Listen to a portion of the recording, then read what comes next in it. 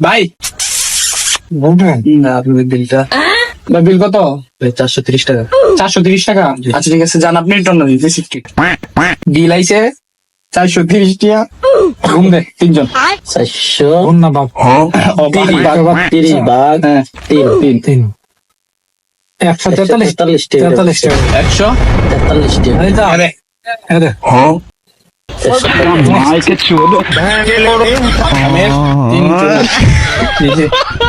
মারে সে গনা দে 325 টাকা না 430 মাইনাস 325 না 325 আরো 105 টাকা 3 35 35 টাকা দে কিছু নাই আল্লাহ নে আলাসি